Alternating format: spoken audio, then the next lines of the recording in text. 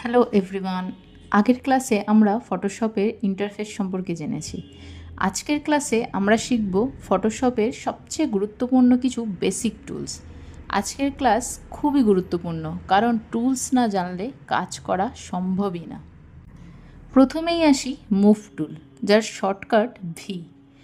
যে কোনো ছবি বা অবজেক্টকে মুভ করার জন্য ব্যবহার হয়।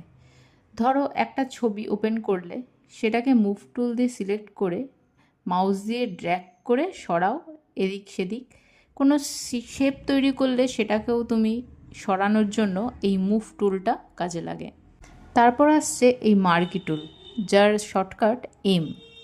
কোনো কিছু সিলেক্ট করতে কাজে লাগে, বা এই কোনো গোল বা চৌকো অংশ সিলেক্ট করে যদি ডিলিট করে দিতে হয় তাতেও এটা কাজে লাগে।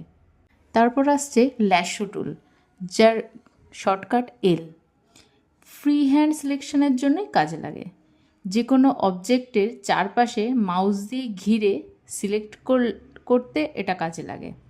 যেমন যদি তুমি কোনো কিছু সিলেক্ট করো, সেটা ল্যাশো টুল দিয়ে শিফট টিপে যদি তুমি সিলেক্ট করো তাহলে ওই সাবজেক্টটার সাথে অ্যাড হয়ে যাবে। আর যদি অল্ট টিপে ল্যাশো টুলটাকে দিয়ে সিলেক্ট করো তাহলে ওটা ওই সাবজেক্টটার থেকে বেরিয়ে যাবে।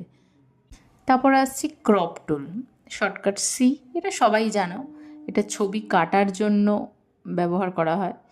তারপরে আসি ব্রাশ টুল, এটা শর্টকাট বি। এটা পেন্ট করার জন্য, তারপরে ব্রাশের সাইজ বাড়ানো কমানোও যায়। ন্যাচারালি পেন্ট করার জন্য বা কোনো কালার চেঞ্জ করার জন্য, হালকা ডিপ, তার জন্য ব্যবহার করি আমরা। আস্তে আস্তে সবই দেখাবো এগুলোর আরও মূলত কী কী কাজ আছে। তারপর ইরেজার টুল, কিছু মুছতে সাহায্য করে, তো ইরেজ কথাটার মানে বুঝতেই পারছো। তারপর আসি এই ক্লোন স্ট্যাম্প টুলটাতে। এটা আমরা অল টিপে কোথাও যদি ড্র্যাগ করে তার পাশের জায়গায় এরমভাবেই দেখো মাউসটা নাড়াচ্ছি, ওই জায়গার যে কালারটা ওটা এখানে চলে আসছে, এটাতেই ইউজ হয়। আচ্ছা, তারপরে গ্রেডিয়েন্ট কালার বোঝানোর তেমন কিছু নেই, এই যে গ্রেডিয়েন্ট কালার দেখতেই পাচ্ছ, ঠিক আছে। তারপরে এটা খুব একটা ইম্পর্টেন্ট না, পেন টুলটা ন্যাচারালি সিলেক্ট করার জন্য কাজে লাগে। দেখো পেন টুলটা এই যে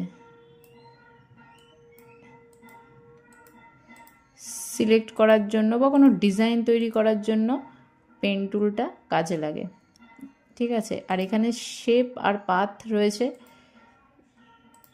দেখো একটা শেপ হয়ে গেল, দেখছো।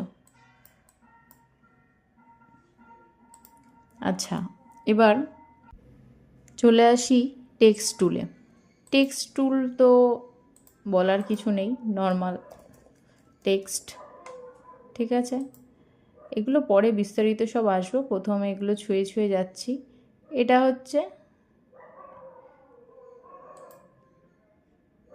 ডাচ টুল, এটা পরে কাজ করার সময় দেখিয়ে দেবো, ঠিক আছে। এটা হচ্ছে হ্যান্ড টুল, এটা হচ্ছে এই যে সরাতে কাজে লাগে পেজটা।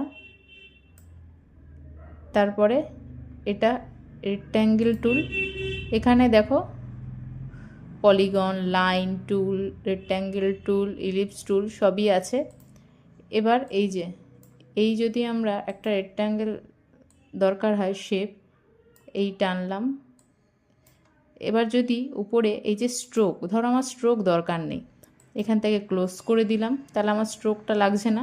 ধরো আমার স্ট্রোক লাগবে, তাহলে স্ট্রোক যেই কালারটা লাগবে সেই কালারে গিয়ে ক্লিক করলাম। আর যতটা আমার মোটা দরকার, ধরো আমি একটু মোটা চাই, এখানে 15 দিয়ে দিলাম। আচ্ছা, এখানে ডট ডট আছে, এই লাইনটা নিয়ে নিলাম, দেন এন্টার, দেখেছো চলে এলো। আমি ধরো এখান থেকে আমার রাউন্ড শেপ দরকার, সেম ভাবেই।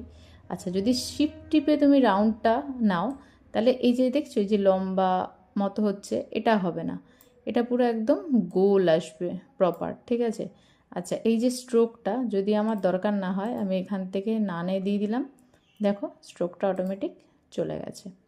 আচ্ছা, এটা তো কালার, ঠিক আছে, ব্যাকগ্রাউন্ড কালার, ফোরগ্রাউন্ড কালার। আজকের ক্লাস এতটাই। আজকের ক্লাসে আমরা বেসিক টুলসগুলোই শিখলাম। পরের ক্লাসে আমরা শিখব লেয়ার্সের বিস্তারিতটা, কারণ লেয়ার্সটা ফটোশপের সবথেকে ইম্পর্ট্যান্ট জিনিস। যদি আজকের ক্লাসটা ভালো লেগে থাকে তো লাইক করো, সাবস্ক্রাইব করো আর শেয়ার করতে তো ভুলবেই না। তবে নেক্সট ক্লাসে দেখা হচ্ছে।